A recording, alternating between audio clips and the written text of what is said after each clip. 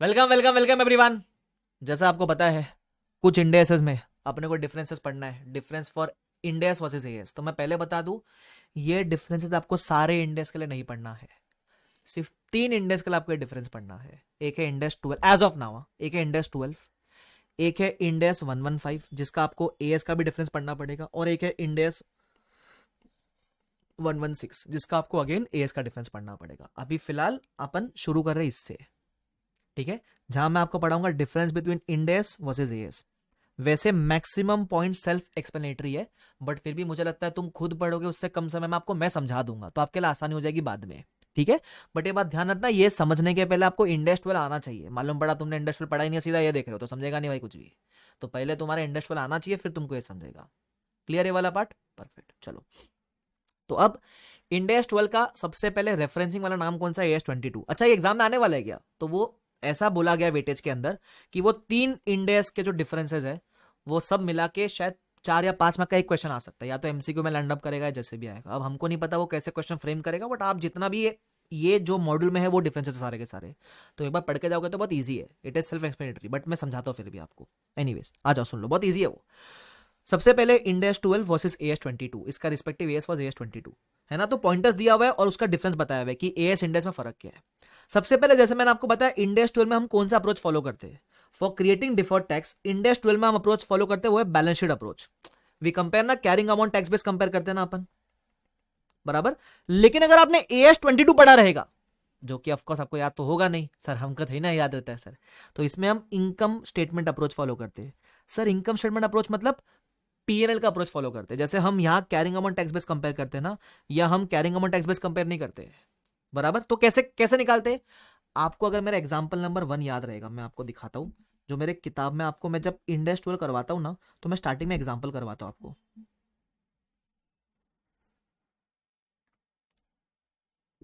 ये वाला आप शायद ये एग्जांपल रेफर करना, आपको मालूम पड़ेगा। यहां मैंने एक प्रॉफिट एंड लॉस का एक्सट्रैक्ट बना के बताया था कि करंट टैक्स कितना, डिफर्ड टैक्स कितना, बराबर। तो इस अप्रोच से अपन निकालते थे एएस के अंदर, बराबर। ये पीएनएल के अप्रोच से अपन एएस पे निकालते थे, इंडेस में वैसा नहीं है, ध्यान रखना, ठीक है। तो बस आपको इतना इतना मालूम होना चाहिए कि इंडेस में ये अप्रोच है और एएस में ये अप्रोच है, बस इतना ध्यान रखना, बाकी कुछ ध्यान रखने का जरूरत नहीं है। उसके अलावा limited exceptions for recognition of DTA. आपको याद है मैंने एक पॉइंट पढ़ाया था कि डीटीए तब बुक करना जब डीटीए के रिवर्सल के समय डीटीएल रिवर्सल होना चाहिए, है ना, या फिर डीटीए के रिवर्सल के समय प्रॉफिट होना चाहिए, या डीटीए के रिवर्सल के समय टैक्स प्लानिंग अपॉर्चुनिटी होनी चाहिए, है ना। वो सब का अगर आपको लगता है कि वो अवेलेबल रहेगा तो ही क्रिएट करना। उसके अलावा 2 और चीज बताई थी कि टैक्स लॉसेस के ऊपर और मैट क्रेडिट के ऊपर भी डीटीए बनता है। नहीं आता वो रिस्पेक्टिव पॉइंट खोल के रिफर करना, ठीक है। तो 2 चीज बताई थी मैंने आपको, एक तो डीटीए रिकॉग्नाइज तभी करना जब आपको लगता है कि आप उसको यूज कर पाओगे अगेंस्ट टैक्सेबल प्रॉफिट या डीटीएल रिवर्सल जो भी है, ठीक है। और अपन टैक्स लॉस और मैट क्रेडिट के ऊपर भी डीटीए वगैरह बनाते हैं, ये भी अपन ने चीज पढ़ी थी, ठीक है। तो यहां सफिशिएंसी की बात करता है कि आपको लगना चाहिए कि sufficient profit, sufficient taxable temporary difference available हो, या प्रॉफिट्स अवेलेबल हो, या फिर वो टैक्स प्लानिंग करके आप क्रिएट कर यूज कर पाओ, तो ही डीटीए क्रिएट करना। एएस में भी ये सब बातें की है, लेकिन एएस में पता है क्या बोला है? हम यहाँ क्या बोलते हैं, अंदाजा लगा लो कि आपके पास फ्यूचर में प्रॉफिट होगा क्या, फ्यूचर में डिटेल होगा क्या, या फ्यूचर में टैक्स प्लानिंग होगी क्या। यहाँ वो वर्चुअल सर्टेनिटी की बात करता है ना। वो बोलता है virtual certainty supported by convincing evidence. वो बोलता है यहां भी डीटीए क्रिएट करने के पहले सोच लेना कि यूज कर पाओगे क्या। बट इंडेस में कैसा है, सिर्फ अंदाजा रहेगा तो भी चलेगा, कोई आपको एविडेंस नहीं देना है, इधर आपको एविडेंस सबमिट करना है ना। वो बोलता है डीटीए रिकॉर्ड, देखो अभी पढ़ लो क्या बोलता है, DTA are recognised and carry forward only to the extent that there is reasonable certainty that sufficient future taxable income will be available. DTA is recognized against unabsorbed depreciation or carry forward losses and recognized only to the extent that there is virtual certainty supported by convincing evidence. ये virtual support certainty evidence वाला word अपन ने कभी भी इंडेस में use नहीं किया। इंडेस में बोलता है अंदाजा लगाओ, यहां बोलता है एविडेंस होना चाहिए। भाई अब एविडेंस कहां से लाएंगे? तो एविडेंस कहां से लाएंगे, उसके लिए गाइडेंस एएस में दिया हुआ था। AS22 explains what may be considered as virtual certainty supported by convincing evidence। आप ये मान सकते हो कि इंडेस में ये चीज अवेलेबल नहीं है, इंडेस में ऐसा कोई भी गाइडेंस अवेलेबल नहीं है, ये फर्क है। तो अगर मैं समराइज करूं पॉइंट नंबर 2 में, तो वो दोनों दोनों बोलते हैं, इंडेस भी बोलता है कि डीटीए करने के पहले चेक कर, डीटीए बुक करने के लिए चेक कर लेना, एएस भी बोलता है डीटीए बुक करने के पहले चेक कर लेना। बट एएस में कन्विंसिंग एविडेंस चाहिए, जो तुम बोलते हो ना फ्यूचर में मैं यूज कर पाऊंगा, तो उसका एविडेंस चाहिए। अब वो तुमको एविडेंस क्या हो कैसे है वो सब नहीं आना चाहिए, तुमको मालूम होना चाहिए ऐसा कुछ एग्जिस्ट करता है बस एएस के अंदर, दैट्स इट। समझा मैंने क्या बोला? परफेक्ट। आगे third point, recognition of current and deferred tax. अब आपको याद है क्या, करंट और डिफर्ड टैक्स का पहला इफेक्ट तो आपका जाएगा बैलेंस शीट में, लाइबिलिटी एसेट उस पर डिपेंड करेगा। सेकंड इफेक्ट कहां जाएगा? अगर वो आइटम पीएनएल का है तो सेकंड इफेक्ट जाएगा पीएनएल पे।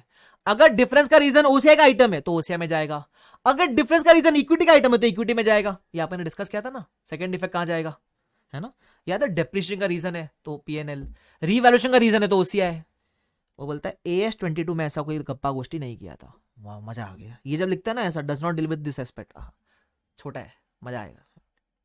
उसके अलावा पता है अपन एक पॉइंट पढ़ा अभी, इन्वेस्टमेंट इन सब्सिडरी एसोसिएट जॉइंट वेंचर, एक पॉइंट है ना जिसमें बोलता है कि इन्वेस्टमेंट इन सब्सिडरी एसोसिएट जॉइंट वेंचर हुआ तो वो एक्सेप्शन की बात किया है कि डिफर्ड टैक्स क्रिएट करना, लेकिन अगर वो एक्सेप्शन मीट किया तो मत क्रिएट करना। सर कौन सा वाला पॉइंट? अरे ये वाला पॉइंट देखो ना इधर, ये कि अगर subsidiary branches associate joint venture पे कोई डिफरेंस आया तो नॉर्मली अपन डिफर्ड टैक्स बनाएंगे एक्सेप्ट व्हेन दो कंडीशन मीट किया तो नहीं बनेगा, बराबर।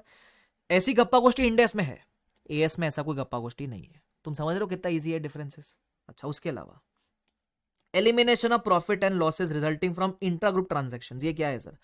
आपको एक क्वेश्चन मैं याद दिलाता हूं, एक था इलस्ट्रेशन नंबर 9, इसमें एक क्वेश्चन था पॉइंट बी, जहां एक पेरेंट ने सब्सिडरी को माल बेचा है, बराबर। तो इसमें एक यूआरपी अनरियलाइज प्रॉफिट एलिमेंट आया था, तो इसको अपन ने क्या बोला था कि अकाउंट्स में तो अपन यूआरपी एलिमिनेट करते, टैक्स में एलिमिनेट नहीं करते, ऐसा कुछ था। आप जब रिवाइज करोगे आपको आएगा ये वाला पार्ट। तो बोलता है ये यूआरपी एलिमिनेशन की बातें सिर्फ इंडेस में होती है, ये यूआरपी एलिमिनेशन वाली बातें डिफर्ड टैक्स के पॉइंट ऑफ व्यू से, डिफर्ड टैक्स के पॉइंट ऑफ व्यू से ये यूआरपी एलिमिनेशन वाली बातें इंडेस में होती है। एएस में हम ये फॉलो नहीं करते। एएस में डिफर्ड टैक्स इन कंसोलिडेशन, मतलब जब आप सीएफएस बनाओगे तो उसमें deferred tax is a simple aggregation for deferred tax of the group entities. इसका मतलब क्या है, AS22 में जब डिफर्ड टैक्स निकालते हो सीएफएस पर्पस के लिए, तो आप ये यूआरपी वगैरह कुछ कंसिडर नहीं करते। आप क्या करते हो, देखते हो पेरेंट का डिफर्ड टैक्स कितना है इंडिविजुअल बुक्स में, सब्सिडरी का डिफर्ड टैक्स कितना है इंडिविजुअल बुक्स में, बस दोनों को एड अप कर देते हो। It is a simple aggregation. ये यूआरपी एलिमिनेट करना, उस पर डिफर्ड टैक्स इंपैक्ट निकालना, ये आप एएस में नहीं करते हो, ठीक है, ध्यान रखना। उसके अलावा अगला, deferred tax arising out of revaluation of asset.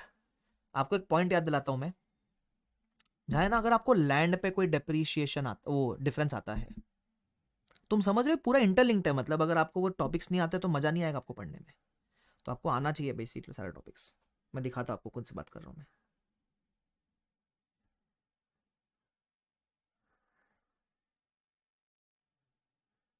किधर गया रे, किधर गया रे, ये रहा।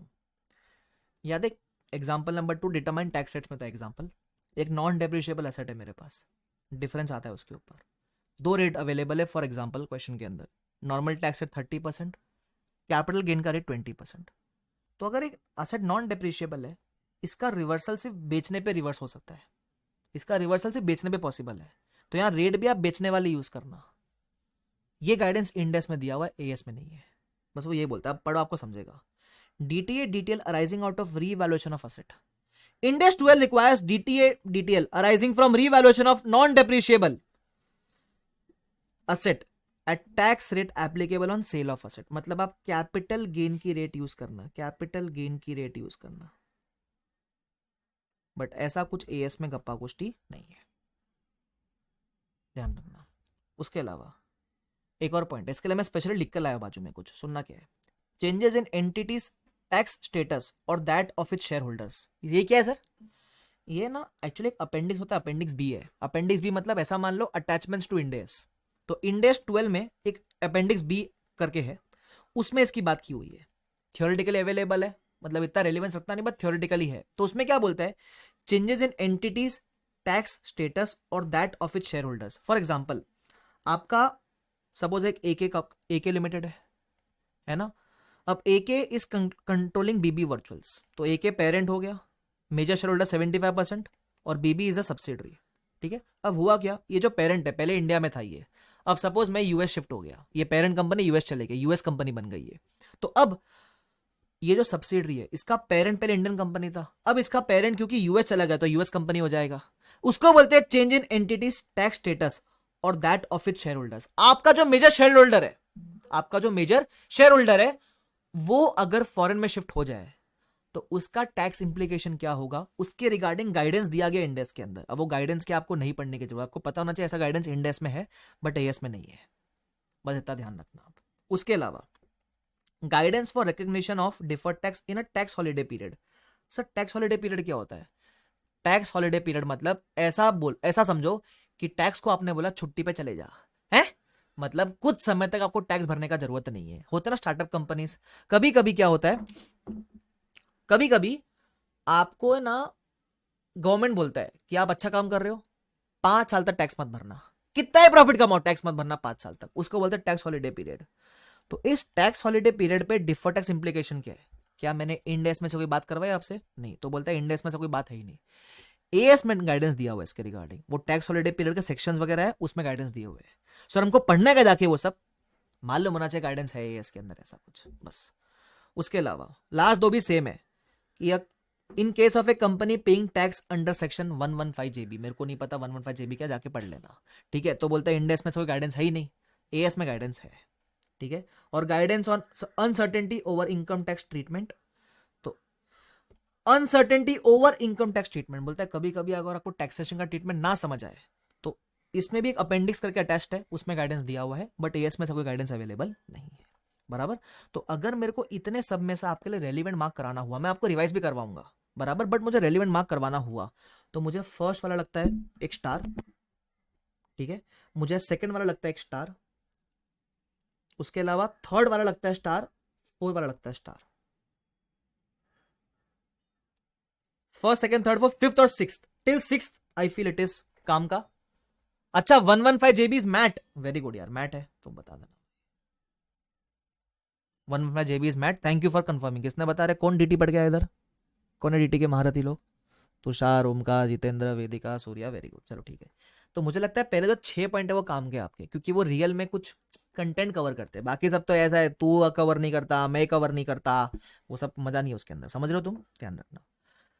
अब ये किस तरीके से टेस्ट होंगे वी डोंट नो, बराबर, we have to look at it, but आप, मैं ऐसा रिकमेंड करूंगा एक बार पढ़ के जरूर चले जाना, ठीक है। तो मैं आपको फटाक से एक बार सब रिवाइज करा दो, अपन ने क्या पढ़ा था इसके अंदर, सुन लो। सबसे पहला डिफर्ड टैक्स क्रिएट करने का अप्रोच, इंडेस में we follow balance sheet approach, AS में we follow PNL approach. Second, limitations for recognition of DTA, वो बोलता है डीटीए बुक करने के पहले चेक करना यूज कर पाओगे नहीं कर पाओगे, बराबर, यहां उसका एविडेंस होना चाहिए कि कैसे यूज कर पाओगे, एविडेंस बताओ, और एविडेंस की गाइडेंस एएस में दे रखी है। उसके अलावा डिफर्ड टैक्स करंट टैक्स का सेकंड डिफेक्ट या तो पीएनएल या ओसीआई या इक्विटी, कहां जाएगा डिपेंड करेगा डिफरेंस का रीजन क्या है, एएस में ऐसे कोई बात नहीं की है, ठीक है। उसके अलावा इन्वेस्टमेंट इन सब्सिडरी, एसोसिएट, जॉइंट वेंचर, ठीक है, इसके ऊपर एक्सेप्शन की बात इंडेस ने की थी कि 2 एक्सेप्शन मिट का तो क्रिएट मत करना डिफर्ड टैक्स, एएस ने ऐसी कोई बात नहीं की है। उसके अलावा एक इलस्ट्रेशन नंबर 9 का रेफरेंस दे सकते हो, illustration number 9 point, second point, कि आप यूआरपी के केस में डिफर्ड टैक्स इंप्लीकेशन क्या आएगा, उसमें एएस में, इंडेस में बात किया हुआ है, एएस में ऐसा कोई बात नहीं किया हुआ, एएस में बोलता है सीएफएस में डिफर्ड टैक्स क्या होगा, पेरेंट का डिफर्ड टैक्स प्लस सब्सिडी का डिफर्ड टैक्स। उसके अलावा DTA, detail arising out of free valuation of asset, अगर आपके पास कोई भी नॉन डेप्रिशिएबल असेट है लाइक लैंड वगैरह, तो इस पे रिवर्सल सिर्फ सेल पे पॉसिबल है, तो यहाँ कैपिटल गेन की रेट रेलिवेंट बन जाती है, एएस में ऐसे कोई बात नहीं की है। उसके अलावा अगर आपके टैक्स स्टेटस में चेंज हो जाए, अगर आप एक कंट्री से दूसरे कंट्री में शिफ्ट हो जाओ, तो उसके लिए आपका इंप्लीकेशन क्या रहेगा टैक्सेशन पे, गाइडेंस दिया गया एएस में, सॉरी गाइडेंस दिया गया इंडेस में, एएस में से कोई बात नहीं है। टैक्स हॉलिडे पीरियड की बातें एएस में की है, इंडेस में नहीं की है। 115 जेबी की बातें इंडेस में नहीं की है, एएस में की है। और अनसर्टेनिटी है टैक्स ट्रीटमेंट को लेकर, तो इंडेस में बात की है, एएस में बात नहीं की है, ठीक है। तो बस एक बार रीड करके चले जाना भाई, ताकि अगर कुछ डायरेक्ट क्वेश्चन आए, कुछ इनडायरेक्ट आए, तो एटलीस्ट कुछ ना कुछ अपन मैनेज कर सके। मुझे लगता है छोड़ने की जरूरत नहीं है, वो तीनों डिफरेंस मिलाकर करीबन 40-45 मिनट्स का कंटेंट होगा, तो why leave it, I feel, है ना। चलो, तो ये अपना खत्म होता है difference of Ind AS versus AS. सबको समझा इतना पार्ट? Yes, perfect. चलो आओ आओ राजा जी, आओ डिस्कस करते हैं किसके differences, difference between end S 116 and AS 19। ठीक है, आ जाओ। सबसे पहले ये डिफरेंस पढ़ने के पहले इंड एस 116 आना चाहिए। ठीक है, अच्छा। वैसे सारे के सारे डिफरेंसेस है सेल्फ एक्सप्लेनेटरी, लेकिन अपन फिर भी एक ओवरव्यू दे लेंगे, थोड़ा सा अपने लिए इजी हो जाएगा। ठीक है, आ जाओ एक एक करके समझने का ट्राई करते हैं। पहला लीज का डेफिनेशन, बोलते हैं लीज का डेफिनेशन अगर आपने भी ध्यान से देखा रहेगा 116 का बहुत ज्यादा डेप्थ में है ना, मतलब उसमें देखो 116 में अगर आप देखोगे तो बोलता भी है under Ind AS 116 definition of lease is similar to that in Ind AS, is similar to that in AS 19, but in Ind AS 116 there is a substantial change. बराबर, the primary changes primarily relate to the concept of control. Okay, it also provides guidance on whether an arrangement contains a lease, identified asset, substitution rights. ये सब के बारे में guidance याद है, अपन इतना सारा डेफिनेशन देखे लीज का, उसमें आइडेंटिफाइड एसेट क्या होता है, सब्स्टिट्यूशन राइट क्या होता है, कंट्रोल क्या होता है, वो सब बताया था। राइट टू कंट्रोल लेसी के पास होना चाहिए, वो सब बताया था। ये सब डिटेलिंग इंडेस के अंदर है। AS में बहुत जनरलाइज्ड है डेफिनेशन, वो बोलता है उसमें बहुत जनरलाइज्ड है, considers the right to use an identified asset, बस ये देखता है कि भाई असेट है कि नहीं है ना, कि जो भी लेसी को अपन दे रहे वो असेट होना चाहिए, बस कोई सर्विस नहीं होनी चाहिए, इतना ही है AS में। तो इन शॉर्ट इंड AS में डेप्थ में है। आगे separation of lease and non lease components, पता है अपन ने एक एग्जांपल किया था जहां बोला था वो गाड़ी और ड्राइवर वाला, हाँ कार और ड्राइवर, एक लीज कंपोनेंट एक नॉन लीज कंपोनेंट। इसका डिस्कशन किसमें है, इंड AS में है, प्रोवाइड्स डिटेल गाइडेंस, बट इसके बारे में AS में कोई बातें नहीं की गई है। आगे स्कोप ऑफ लैंड, इसका मतलब अगर आप लैंड लीज पे लेते हो तो फिर वो 116 में इंक्लूडेड है। AS 19 में लैंड की लीजेस कवर्ड नहीं थी, आप देख लो AS 19 में क्या बोलता है, excludes the lease of land from its scope. Ind AS में there is no such scope exclusion. इसका मतलब इंड AS में लैंड अगर लीज पे दिया है तो 116 एप्लीकेबल है, बट AS में अगर लैंड लीज पे दिया तो AS 19 उस पर एप्लीकेबल नहीं हुआ करता था। बराबर, अब क्या होता था वो तुम्हारे लिए कंसर्न नहीं होना चाहिए, AS 19 एप्लीकेबल नहीं था, वो इंपॉर्टेंट है। आगे फिर डेफिनेशन, वो बोलता है डेफिनेशन में पता अपन ने एक एक्स्ट्रा चीज और डिस्कस की थी, इंसेप्शन डेट और कमेंसमेंट डेट का फर्क। आपको नहीं आ तो जाके देखो, डेफिनेशन में अपन डिस्कस किया था। इंसेप्शन डेट वो होती है जिस दिन एग्रीमेंट साइनिंग होता है, एग्रीमेंट के टर्म्स डिसाइड होते हैं। कमेंसमेंट डेट वो होती है जिस दिन से आप असेट यूज कर सकते हो।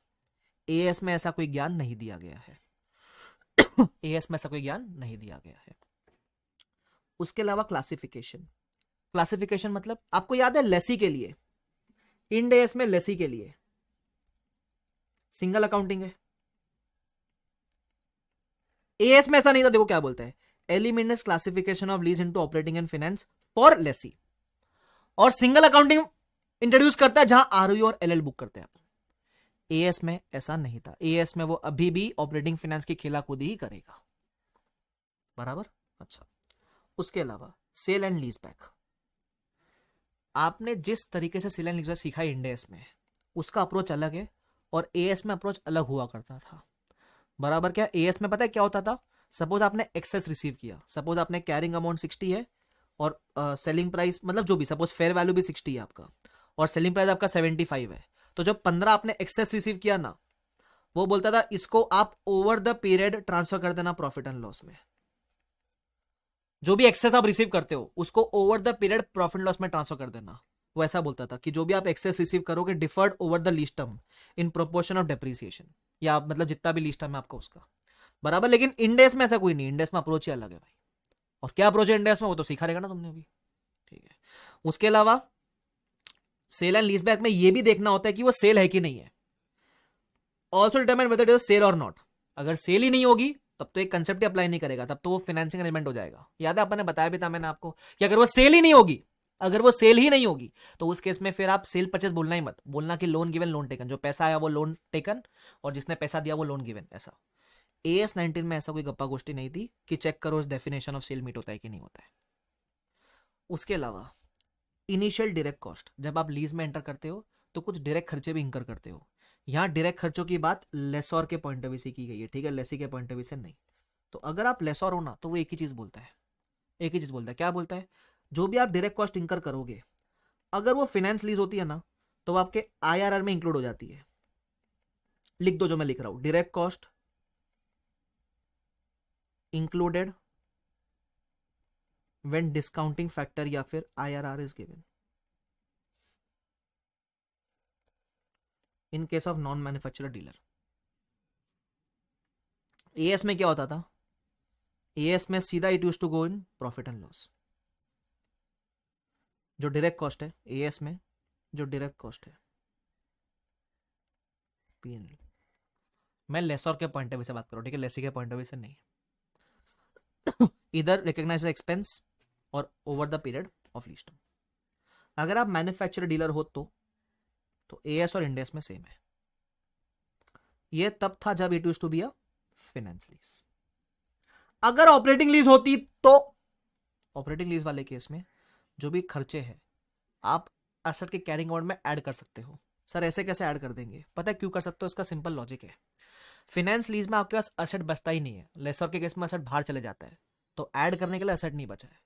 यहां ऑपरेटिंग लीज में अपन एसेट को बाहर नहीं करते हैं, तो आप क्या कर सकते हो, आप एसेट की वैल्यू में उसको ऐड कर सकते हो। ये इंडेस में। एएस में क्या करने का, आइदर डिफर या allocate to income over lease term in proportion to recognition of rent income. जिस रेशियो में आप इनकम बुक कर रहे हो उसी रेशियो में आप इस खर्चे को बुक कर सकते हो। Simple, clear. आगे definition of initial direct cost. Initial direct cost का मतलब होता क्या है, जो डायरेक्ट कॉस्ट की हम बातें कर रहे हैं इसका मतलब क्या होता है। तो इन डेस में इसका मतलब क्या होता है, इंक्रीमेंटल कॉस्ट, जैसे कमीशन वगैरह हो गया, लीगल फीस वगैरह हो गया, मतलब लीज में एंटर करने के लिए कुछ नेगोशिएशन वाले खर्चे किए, वो सब हो गया। इनिशियल डायरेक्ट कॉस्ट का ये मतलब होता है इंडेस में। एएस में क्या मतलब होता है, डिफरेंट गाइडेंस है। वो क्या गाइडेंस अपने को नहीं मालूम होना चाहिए, अलग है, बस इतना पता होना चाहिए, मेरी वाली अलग है। उसके अलावा अच्छा, इंडेस में एक और चीज है, कंबाइनिंग कॉन्ट्रैक्ट्स।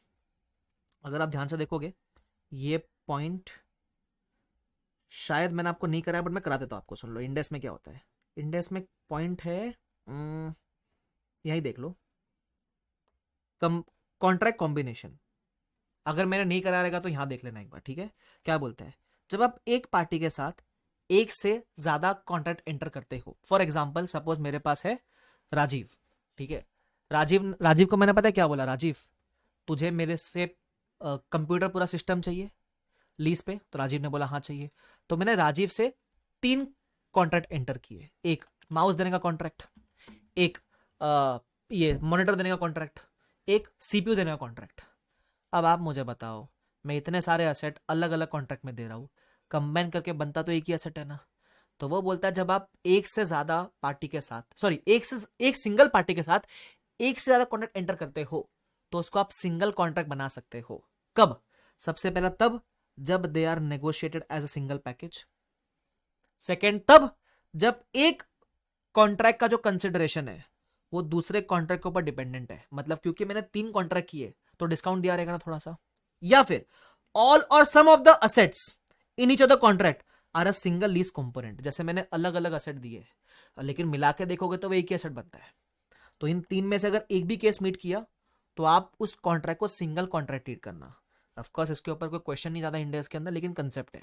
वापस से सिंगल पार्टी के साथ सेम टाइम पे एक से ज्यादा कॉन्ट्रैक्ट एंटर किया तो उसको सिंगल कॉन्ट्रैक्ट बोल सकते हो। कब, पहला जब उसको आपने नेगोशिएट किया सिंगल पैकेज। सेकेंड, एक का कंसिडरेशन दूसरे के ऊपर डिपेंडेंट है, कम सस्ता कम करके दिया, कॉम्बिनेशन लिया इसलिए। और तीसरा, जो भी एसेट का अपन ने 3 अलग कॉन्ट्रैक्ट किया है वो मालूम पड़ा एक ही एसेट के 3 अलग कंपोनेंट है, एक ही माँ के 3 बेटे हैं बराबर, तो उसको सिंगल एसेट ही बोलने का, फिर सिंगल कॉन्ट्रैक्ट बोलने का। फिर अब ये जो गाइडेंस है ये किस में अवेलेबल है, ये आपकी अवेलेबल है इंडेस के अंदर। ऐसी कोई भी गाइडेंस एएस में अवेलेबल नहीं है, समझे। अच्छा, उसके अलावा रीअसेसमेंट ऑफ लीज टर्म, ये लीज टर्म चेक करते रहना, याद है रिन्यूअल ऑप्शन गिने कि नहीं गिने, परचेज वाला ऑप्शन गिने कि नहीं गिने, वो उसके ऊपर गाइडेंस इंडेस में अवेलेबल है। आपने क्वेश्चन भी किया कि रिन्यूअल ऑप्शन पहले लगा था नहीं गिनेंगे, बाद में लगा गिनेंगे, ऐसा कोई भी गाइडेंस एएस में अवेलेबल नहीं है। उसके अलावा लीज मॉडिफिकेशन, मॉडिफिकेशन में क्वेश्चन किया, गाइडेंस इंडेस में अवेलेबल है, एएस में नहीं है। अच्छा, लीजेस की प्रेजेंटेशन बैलेंस शीट में कैसी होगी, इंडेस में अलग एएस में अलग, ऐसा क्यों, ऑब्वियसली अलग होगी क्योंकि लीज में लेसी में अपन आरओएलएल बुक करते हैं, यहां तो कोई आरओएलएल था ही नहीं। Same is the case disclosure requirements, यहां भी अलग यहां भी अलग। तो ये जो डिफरेंसेस वाले पॉइंट होते हैं ना, अपने को ऑनेस्टली बोलूं एक बार रीड करोगे तो बहुत इजीली समझ जाते हैं, मतलब इसमें आपको मेरी जरूरत भी नहीं पड़ती है, बट ठीक है थोड़ा रिसोर्स अवेलेबल तो आपने समझ लिया। मैं एक बार आपको वापस से गो थ्रू करवा देता हूँ सारे पॉइंट्स, ताकि रिवीजन हो जाए क्विक सा। सुन लो, सबसे पहला लीज का डेफिनेशन इंड एएस में बहुत डिटेल्ड है, एएस में बहुत जनरलाइज्ड है, छोटा सा डेफिनेशन है। दूसरा, lease non lease component separate करने का बात इंड एएस में किया है, एएस में नहीं किया है। तीसरा, लैंड लीज पे दिया तो इंड एएस में कवर्ड है, एएस में कवर्ड नहीं है। चौथा, लेसी के अकाउंटिंग के बारे में बात की है, इंड एएस में सिंगल अकाउंटिंग है, एएस में डबल अकाउंटिंग थी, फाइनेंस ऑपरेटिंग वाली। उसके बाद sale and lease back, Ind AS में अप्रोच अलग है, एएस में अप्रोच अलग है। उसके बाद initial direct cost, Ind AS में अगर आप नॉन मैन्युफैक्चरर डीलर हो तो इनिशियल डायरेक्ट कॉस्ट आपके आईआरआर का पार्ट बन जाता है, बराबर, लेकिन एएस में वो आप जाते हो प्रॉफिट एंड लॉस में। अगर आप मैन्युफैक्चरर डीलर हो और डायरेक्ट कॉस्ट इंकर किया तो वो जाता है एएस में, वो जाता है प्रॉफिट एंड लॉस में, जस्ट लाइक एएस। एएस में भी गया पीएनएल में, यहां भी इंडेस में भी गया पीएनएल में। उसके अलावा ऑपरेटिंग लीज, अगर आप लेसर हो और ऑपरेटिंग लीज पे दिया है और अगर आपने कोई इनिशियल डायरेक्ट कॉस्ट इंकर किया है तो वो आप कॉस्ट की असेट की वैल्यू में कॉस्ट में ऐड कर सकते हो। क्यों? क्योंकि ऑपरेटिंग लीज में लेस और असेट बाहर नहीं करता, तो जो असेट पड़ा है उसी की वैल्यू में ऐड कर देना, ठीक है। एएस में अलग है, एएस में आप प्रॉफिट एंड लॉस में ट्रांसफर करते हो, या तो इमीडिएटली या फिर इनकम के रेशियो में। इनिशियल डायरेक्ट कॉस्ट में क्या क्या आता है, इंड एएस में डेफिनेशन अलग है, एएस में डेफिनेशन अलग है। 2-3 कॉन्ट्रैक्ट को सिंगल कॉन्ट्रैक्ट मार ले क्या, ये गाइडेंस इंड एएस में दिया हुआ है, एएस में नहीं दिया हुआ है। रीअसेसमेंट लीज टर्म को बार बार चेंज कर सकते हैं क्या, चेक करना पड़ता है क्या कि रिन्यूअल ऑप्शन गिना कि नहीं गिना, है ना, वो परचेज ऑप्शन गिना कि नहीं गिना, वो सब रीअसेसमेंट इंड एएस में होता है, एएस में उसका बात नहीं किया हुआ है। लीज मॉडिफिकेशन इंड एएस में बात थी, एएस में बात नहीं थी। प्रेजेंटेशन डिस्क्लोजर दोनों इंड एएस में लगे, एएस में लगे, बिकॉज अकाउंटिंग की पूरी अलग है, specially in case of Lesi. इसी बात पे अपना differences of Ind AS 116 and as 19 is also over, ठीक है। ऑफकोर्स घर पे एक बार रीडिंग दे दोगे तो और ही मजा आ जाएगा, तो इसका डिफरेंस भी खत्म हो जाता है। Clear with this? परफेक्ट। चलो एंड कर दो सेशन ये वाला। चलो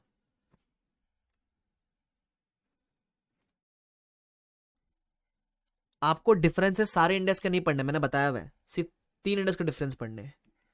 एक इंडेक्स 12 वर्सेस एएस 22 है, एक इंडेक्स 116 वर्सेस एएस 19 है, और एक जो अभी अपन पढ़ेंगे इंडेक्स 115 वर्सेस इसके 2 करस्पॉन्डिंग एएस थे, वो 2 एएस कंबाइन होके 115 बन जाता था, एएस 7 एएस 9। पहले रेवेन्यू के 2 अलग एएस थे, कंस्ट्रक्शन का एएस 7 था, नॉर्मल रेवेन्यू का एएस 9 था, बराबर। तो अपन अभी ये वाला पढ़ रहे हैं, ठीक है। तो कर लूं डिस्कस आपके साथ फटाफट से। यस, वैसे तो आपको अगर इंडिया समझ गया तो ये डिफरेंस इतना डिफिकल्ट नहीं है, बट कोशिश करता हूं थोड़ा थोड़ा समझाने का इसके अंदर भी, ठीक है। शांति से पढ़ने का, समझने का ट्राई करते हैं, ये हो जाएगा फिर खत्म हो जाएगा। ओके, आ जाओ। क्या बोलता है? Significant differences, let's start discussion of difference between Ind AS 115 versus as 7 and as 9, 2 as थे करस्पॉन्डिंग, ठीक है। सिग्निफिकेंट डिफरेंसेस, पहला क्या बोलते हैं? Framework for revenue recognition. 115 देता है कोर प्रिंसिपल, आपको अगर याद नहीं तो कोर प्रिंसिपल दिखाऊं मैं आपको, स्टार्टिंग में था कोर प्रिंसिपल एक, ये देखो 115 ने ऐसा कोर प्रिंसिपल दिया था कि हमारा मोटिव क्या है, कि हम रेवेन्यू बुक करेंगे इस मैनर में जिस मैनर में गुड्स एंड सर्विस ट्रांसफर हो रहा है, और किस अमाउंट पे, जितना हम एक्सपेक्ट करना रिसीव करते हैं उस अमाउंट पे हम रेवेन्यू बुक करेंगे। ये कोर प्रिंसिपल कहां दिया हुआ था? 115 में दिया हुआ था। बस ऐसा कोई कोर प्रिंसिपल एएस में एग्जिस्ट नहीं करता है, वो बोलता है हमारे यहां ऐसे नहीं होता है। तो एएस 7 एएस 9 में ऐसा कोई कोर प्रिंसिपल नहीं था। वाह सर, मजा आ गया। नेक्स्ट सर हट्टा मारने के सब समझ के लो, पढ़ो, अभी अपने को नहीं पता क्या क्वेश्चन बनाएगा उसके ऊपर, बट समझ के लेना। आगे, guidance on recognition and measurement of multiple elements within a contract. पता है अपने कॉन्ट्रैक्ट में there used to be multiple performance obligation, कितने सारे एलिमेंट्स होते थे, है ना। मैंने इंटरनेट सर्विस भी दिया, राउटर भी दिया, इंस्टॉलेशन भी दिया, अपन उसको बाइफेट करते थे, बराबर। ऐसे मल्टीपल एलिमेंट्स की बातें करते थे। एएस में ऐसी कोई बातें नहीं होती थी, बराबर। अगला, कवरेज। यहां कवरेज मतलब कवरेज ऑफ रेवेन्यू, आप ऐसा कह सकते हो। 115 में कौन से टाइप के रेवेन्यू कवर्ड है? इस दुनिया में जिस भी तरीके से आपको रेवेन्यू आता है वो सारे रेवेन्यू कवर्ड है, except revenue from interest and dividends. क्योंकि वो पता है कहां कवर्ड है? रेवेन्यू फ्रॉम इंटरेस्ट डिविडेंड आपके फाइनेंशियल इंस्ट्रूमेंट वाले चैप्टर में पढ़ते हैं अपन। आपको कंस्ट्रक्शन से रेवेन्यू है, टीचिंग से रेवेन्यू है, रॉयल्टी से रेवेन्यू है, आपको सामान बेच के रेवेन्यू है, वो सारे यहाँ कवर्ड है। बट इंटरेस्ट डिविडेंड की बातें यहाँ नहीं करता है, वो फाइनेंशियल इंस्ट्रूमेंट करता है। अब एएस में क्या था, ये काम का चीज है, ठीक है, ये पॉइंट मैं बोलूंगा अच्छा स्टार है। क्या एएस में there is no emphasis on performance obligation, बराबर। यहां परफॉर्मेंस ऑब्लिगेशन की बात करता था नहीं, क्यों? दो एएस थे ना, AS 7 use to cover revenue from construction, AS 9 use to deal with any other revenue जो आपने गुड्स एंड सर्विस बेच के कमाया। और एएस 9 में ही ये भी बोला था कि अगर इंटरेस्ट आता है, डिविडेंड आता है, तो उसका अकाउंटिंग कैसे होगा। तो इसमें क्या फर्क हुआ एएस इंडेस में? इंडेस में इंटरेस्ट डिविडेंड की बात नहीं करता 115 के अंदर, वो फाइनेंशियल इंस्ट्रूमेंट में कवर्ड है, उसकी इनकम कहां जाएगी, प्रॉफिट लॉस में जाएगी, बराबर। और एएस में क्या था, एएस 9 में अगर गुड सर्विस बेचा तो रेवेन्यू आया, वो रेवेन्यू भी कवर्ड था और इंटरेस्ट डिविडेंड भी वही कवर्ड था। और AS 7 is to talk about construction contract, 115 ने दोनों कवर कर लिया, कंस्ट्रक्शन भी बोलो, नॉर्मल रेवेन्यू सब कवर कर लिया। ऐसा क्लियर है क्या? परफेक्ट। चलो, उसके बाद अगला पॉइंट, मेजरमेंट ऑफ रेवेन्यू। यहां रेवेन्यू का दूसरा नाम क्या था? Step number 3, transaction price. As 9 में ऐसा कोई नाम नहीं था। एएस9 में क्या बोलता था? एएस9 में बोलता था revenue is the gross inflow of consideration arising in ordinary course of activities. जो भी सामान बेचकर, सर्विस देकर जो पैसा आया वो आपका रेवेन्यू। मतलब वर्ड ट्रांजैक्शन प्राइस यूज नहीं था। तो उसमें कैसा, अपन तो आज वेरिएबल कंसिडरेशन वगैरह की बात करते हैं, वो सब यहां बातें नहीं की थी। आगे AS 7 use to be measured at consideration received या रिसीवेबल फ्रॉम कंस्ट्रक्शन प्रोग्रेसेस। तो एएस 7 अपन रेवेन्यू कितना बुक करते थे, जो भी कंस्ट्रक्शन वगैरह का जो भी पैसा आएगा वो। मतलब यहां भी कोई वर्ड ट्रांजेक्शन प्राइस वगैरह डिस्कस नहीं था, ठीक है, ध्यान रखना। आगे रिकग्निशन ऑफ रेवेन्यू। 115 में रेवेन्यू कब बुक करें, इसके लिए अपने को बोला है कि कंट्रोल ट्रांसफर हुआ तब, और ये कंट्रोल ट्रांसफर हुआ उसका चेक करने के लिए 5 स्टेप मॉडल दिया हुआ, पता है, सीपीटी एआर, है ना। एएस में ऐसा कोई सीपीटी एआर वगैरह 5 स्टेप नहीं था, ठीक है। क्या बोलता था? एएस 9 बोलता था revenue is recognised when risk and reward transferred. AS 7 में, कंस्ट्रक्शन वाले में, revenue is recognised by reference to stage of completion, जितना काम कंप्लीट हुआ था रेवेन्यू बुक करने का, बराबर। अच्छा मैं बता दूं आपको, अगर एएस 7 और 9 नहीं याद रहता तो एएस 7 वॉज कंस्ट्रक्शन कॉन्ट्रैक्ट्स। किधर लिखा के दूं क्या मैं, क्योंकि मैंने तो ये मान लिया आपको नाम पता होगा, बट नहीं पता तो लिख देना। देखो ये सब differences are very self explanatory, but ठीक है, मेरे को ऐसा लगता है एक बार मैं पढ़ा दूंगा तो आपको बाद में इजी हो जाएगा। और एएस 9 वॉज रेवेन्यू रिकॉग्निशन। और डिफरेंसेस ऐसा है कि तुम एक बार इंडेक्स पढ़ोगे फिर आओगे तो लगेगा हाँ पता है, बट फिर भी मेरे को लगता है मैं पढ़ा दूंगा तो इजी हो जाएगा तुम्हारे लिए।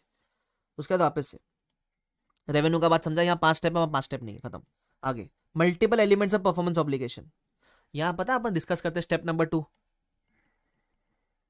डिस्टिंक्ट पीओ, अलग अलग पीओ है कि सिंगल पीओ है ना। यहाँ गाइडेंस थी, यहाँ कोई गाइडेंस नहीं है, ठीक है। कैपिटलाइजेशन ऑफ कॉस्ट, याद है अपन कॉन्ट्रैक्ट कॉस्ट की बात करते हैं, वो contract acquisition cost, contract fulfilment cost, इधर आओ, ये वाली बातें करते हैं ना अपन। ये डायरेक्ट कॉस्ट है तो कैपिटलाइज करना, फिर जितने साल का कॉन्ट्रैक्ट होता है में राइट ऑफ करना, ये सब बातें कहां की अपन ने?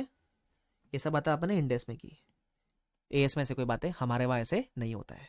आगे guidance on combining contracts, variable and contingent consideration. याद है अपन ने कंबाइनिंग कॉन्ट्रैक्ट की एक पॉइंट में बात की थी कि अगर एक पार्टी के साथ एक टाइम पे एक से ज्यादा कॉन्ट्रैक्ट एंटर किए और वो इंटरडिपेंडेंट है तो सिंगल कॉन्ट्रैक्ट ट्रीट करना, वेरिएबल कंसिडरेशन का अकाउंटिंग, है ना, पैसा आने वाला नहीं आने वाला कंटिजेंसी उसका अकाउंट, ये सब अपन ने कहा बात की 115 में। एएस में ऐसा नहीं होता है, एएस में ऐसा नहीं होता है। आगे guidance on subsequent changes in transaction price.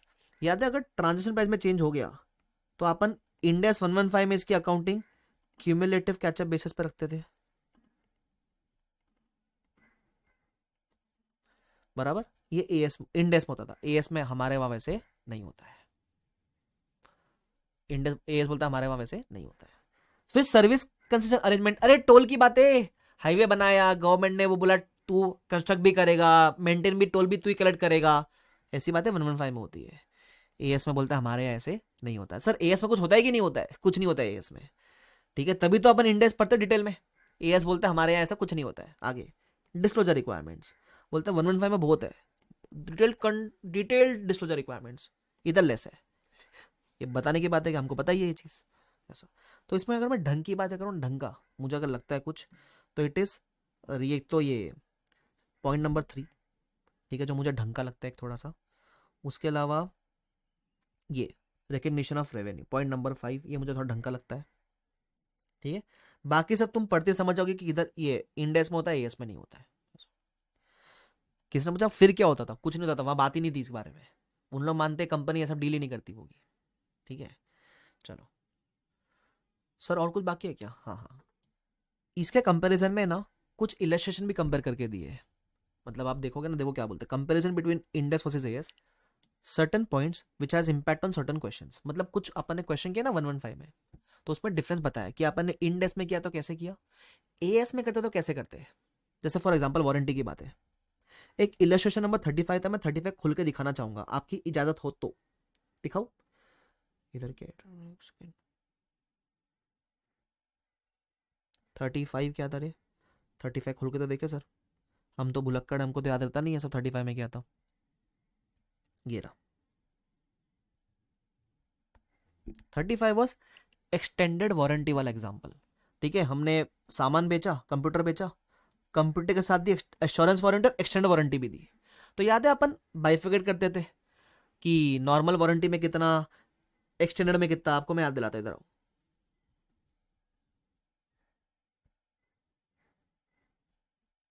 किसी के बात था, ये देखो कि भाई दो पीओ है इधर, एक कंप्यूटर का सेल और एक एक्सटेंड वारंटी, एलोकेशन मारते थे है ना, और बोलते थे कि एक्सटेंड वारंटी का पैसा आज मत बुक करना। और उसके अलावा जो भी फिक्स्ड वारंटी थी उस पर अपन प्रोविजन बनाया करते थे एज पर इंडेक्स 37। अब नहीं याद तो पहले क्वेश्चन देखना फिर आना इधर। ठीक है, अब देखो इसमें क्या डिफरेंस है। वो बोलता है इंडेक्स में तो अपन ने देखा कैसे अकाउंटिंग की है, तो मैंने क्लास में करवाया है। ठीक है, कि अपन पहले पैसा दिखाएंगे, फिर जो अक्रू नहीं हुआ लाइबिलिटी दिखाएंगे, फिर वारंटी का अपन वो भी बुक करेंगे, प्रोविजन वगैरह, है ना। एएस में क्या होता है वो देखना मेन है अपने लिए। AS9 इसकी बात करता था, वो बोलता था AS9 में सबसे पहले ऐसा कोई बाइफिकेशन नहीं होता था AS9 में। ठीक है, कि इतना पैसा सेल ऑफ कंप्यूटर के लिए और इतना पैसा एक्सटेंड वारंटी के लिए, ऐसा कोई बाइफिकेशन था ही नहीं। वो बोला कंप्यूटर तुमने बेचा ना, सारा रेवेन्यू कंप्यूटर का डे 1 पे बुक कर लेना। मतलब एएस में हम 36,000 पूरा रेवेन्यू बुक कर लेते थे। इधर आओ अभी, है ना। और सिर्फ वारंटी का अलग से प्रोविजन बना देते थे। वो बोलता भी है provision is made on past experience based on certain percentage of total revenue, है ना। परसेंटेज क्वेश्चन में सपोज उन्होंने सोल्यूशन में अज्यूम किया है कि suppose percentage was 5% of revenue, तो हम बोलते थे कैश इनफ्लो, ओके, प्रोविजन और अक्रूड रेवेन्यू 34,200। यहां लाइबिलिटी नामक कोई चीज नहीं थी। मतलब यहां आपने एक्सटेंडेड वारंटी में कोई भी प्राइस एलोकेट नहीं किया। तो अगर मुझे इसकी एंट्री देनी हुई तो एंट्री कुछ ऐसी बनती, पैसा आया 36,000, प्रोविजन फॉर वारंटी बनता था 5%, अगर मानते तो 1800, 5% हमने अज्यूम किया सोल्यूशन के अंदर, और बाकी आपका रेवेन्यू 34,200। ऐसा समझा? yes. और है ना, ये मुझे लगता है ये अच्छा question, this is a good candidate to come in exam. वाई क्वेश्चन देंगे, बोलेंगे solve as per AS and Ind AS, बोलेंगे मान लो एएस में हम 5% का प्रोविजन मारते हैं, तो बस इंडेक्स का सिखा चुका आपको मैं, एएस का ये रहा। एक और क्वेश्चन में इंटरलिंकेज इंडेक्स एएस का, एक क्वेश्चन था सिग्निफिकेंट फाइनेंसिंग कंपोनेंट, मैंने करवाया भी था क्लास के अंदर, बता दो कौन सा वाला था। 38, जिधर अपन क्या करते, प्रोडक्ट बेचते कस्टमर को, कस्टमर बोलता है पैसा 2 साल के बाद दूंगा। ठीक है, कस्टमर बोलता है पैसा 2 साल के बाद दूंगा। ऑफकोर्स अगर कस्टमर आज पैसा देता तो 1 लाख देता, लेकिन 2 साल के बाद दे रहा है तो 121 दे रहा है। तो हम क्या बोलते थे कि रेवेन्यू आपका इसमें से 1 लाख की है, बाकी आपकी इंटरेस्ट की इनकम है 21,000, जो आपने एक्स्ट्रा 2 साल में आप बुक करोगे। ठीक है, अब ये इंडेक्स में होता था। एएस में कभी भी तुमने सिग्निफिकेंट फाइनेंसिंग कंपोनेंट की बात ही नहीं की थी।